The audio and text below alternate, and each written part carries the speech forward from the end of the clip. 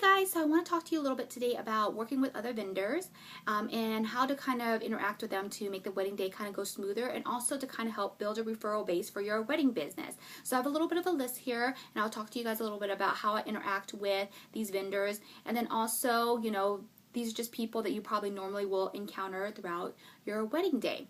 So the first person you probably will encounter is a hair and makeup person. Now generally the bride already has, established hair and makeup trial that she already did. So there's nothing really you need to talk to the hair and makeup person about.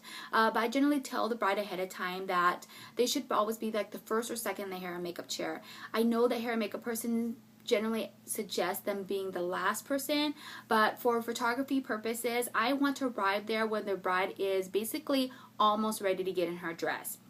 So if I arrive there right when she's getting her hair and makeup done, it's going to be an hour and a half, maybe 2 hours before she's actually ready. So I want to make sure that I communicate that to the bride very, very well. So that way when I get there, she's basically doing final touches, and I'll do a few pictures of that, and then she's ready to get in her dress. I always ask for the hair and makeup card if I can, because I want to be able to establish a vendor relationship with them. So generally how I do that is to provide them pictures for their portfolio.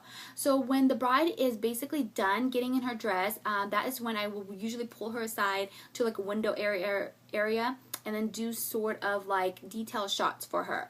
So what I would do is, do the detail shots of, her jewelry and stuff like that, but I also do hair and makeup shots. So for hair and makeup people, you always want to do shots kind of more close up, more straight on, and then I always have the bride look down for kind of an eye shot, and you want to do like a side shot and like a back shot of the hair as well, so that way you can provide that for your hair and makeup people.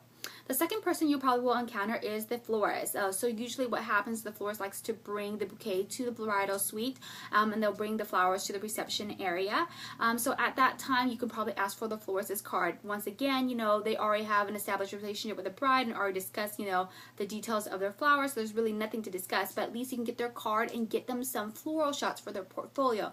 Because, a lot of these vendors, they're not seeing, the aftermath of the wedding, so they really appreciate these photos being sent to them, and it really helps, kind of build a good referral base for you. So generally you want to get the bouquet by itself, and then the bouquet with the bridal dress, and then of course, centerpieces and stuff. You want to do the centerpieces by itself, or just kind of remove the clutter from the table. So, salt and pepper shakers need to be taken out and things like that. Just kind of make their floral arrangement look at its absolute best. And then for the boutonniere, I try to get, a shot of just the groom's tux with the boutonniere for the florist as well. Another vendor that I think is muchly overlooked most of the times is the officiant. So you usually kind of know who the officiant is, but I always like to talk to the officiant because a couple of different things. I want to ask them if, they have any specific requirements for me.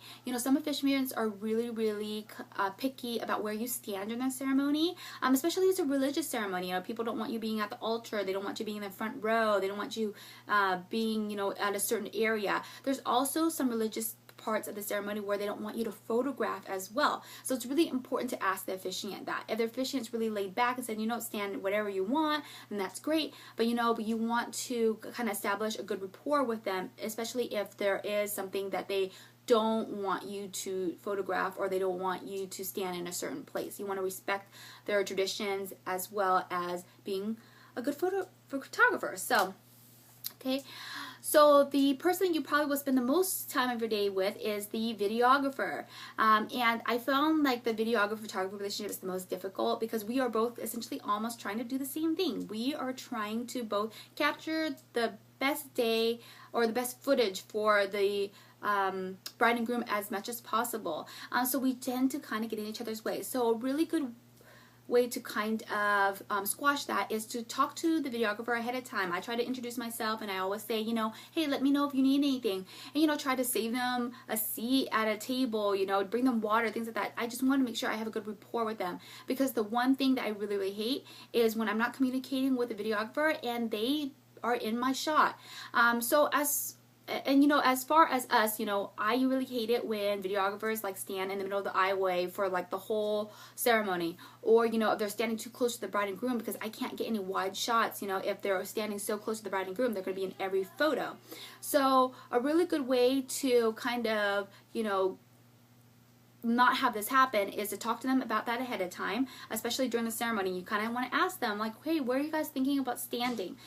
That stuff can kind of squash problems ahead of time, but also you want to be courteous of them too. You know, they're trying to get those wide shots as well, so maybe you can try to not stand in one place for a long time as well, so that way they're not, you know, having to work around you as much. Being very observant of each other is really, really important. The other person is your wedding planner. It's really rare, but if you have a wedding planner, that's probably somebody you will spend a lot of time with the whole day, because they basically know the ins and out of the whole wedding. So any questions you have, you can go straight to them, especially like stuff like about vendor meals. They can connect you with the caterer, and sometimes they're an intermediary between like the venue or like the DJ. So that kind of helps as well.